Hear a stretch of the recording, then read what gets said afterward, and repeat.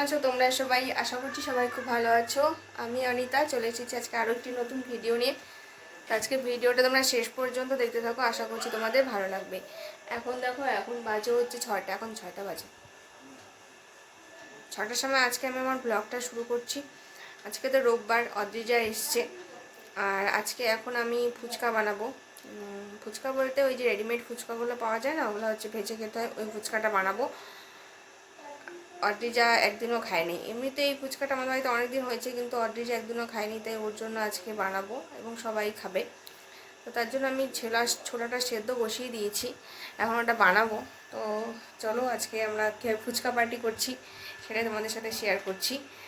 আর তোমরা যারা এই চ্যানেলটিকে এখনও সাবস্ক্রাইব করোনি তারা অবশ্যই চ্যানেলটিকে সাবস্ক্রাইব করে আমার পাশে থাকবে।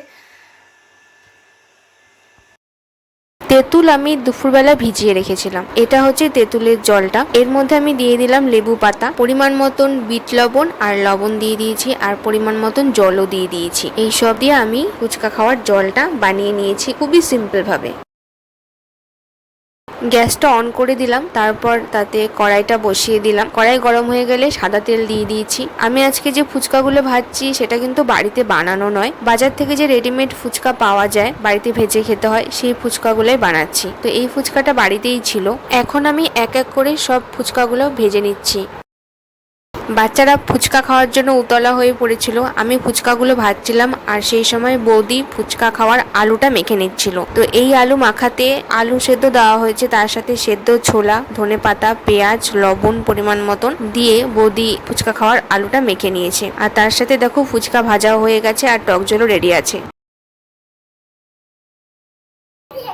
এখন ফুচকা ভাজা হয়েছে কিছুটা, অল্প কিছুটা, আর এখন আলুটা মাখা হচ্ছে, বৌদি আলুটা মাখছে। আর এই দেখো সব পার্টি বসে গেছে, ফুচকা পার্টি।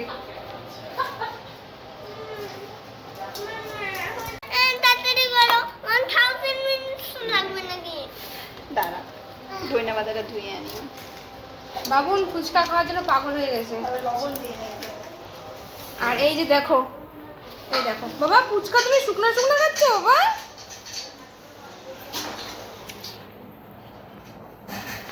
এই লবণ ছাড়া তুই আলু খাচ্ছিস?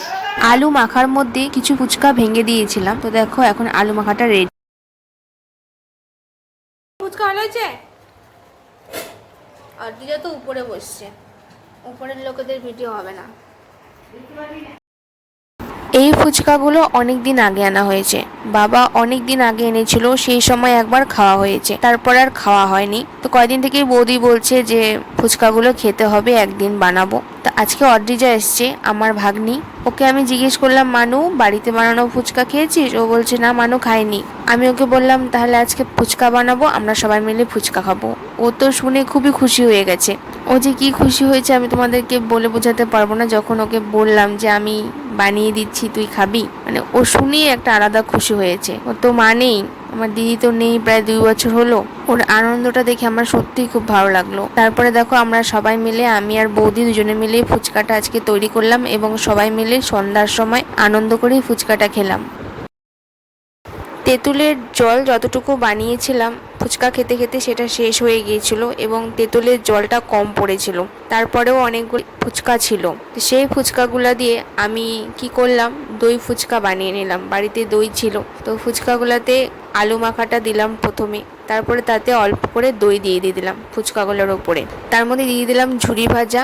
আর বৌদি কি করলো, যে ফুচকাগুলো ছিল ওগুলোকে গুঁড়ো গুঁড়ো করে ওই দই ফুচকার ওপর দিয়ে সাজিয়ে দিল, আর তার উপরে অল্প করে টমেটো কেচাপ আর একটুখানি বিট লবণ দিয়ে দই ফুচকা বানিয়ে নিয়েছিলাম, এবং সেটাকে সবাই একটা দুটা করে খেয়েছিলাম, অল্পই বানিয়েছিলাম। বাবুনের তো আজকে ফুচকা খেয়ে খুবই আনন্দ পেয়েছে, ওর খুবই ভালো লাগে ফুচকা খেতে। আর তার সাথে যার জন্য ফুচকাটা বানিয়েছি অদ্রিজা, ওরও খুব ভালো লেগেছে। শুধু এই দুজনেরই না, আমাদের সবারই খুব ভালো লেগেছে আজকের ফুচকাটা খেতে। তো আজকের এই ফুচকা পার্টির ভিডিওটা তোমাদের কেমন লাগলো সেটা অবশ্যই কমেন্টে জানাবে। আর ভিডিওটা ভালো লাগলে পরে চ্যানেলটাকে সাবস্ক্রাইব করে দিয়ে আমার পাশে থাকো। দেখা হচ্ছে তোমাদের সাথে পরের ভিডিওতে, ততক্ষণ পর্যন্ত টাটা।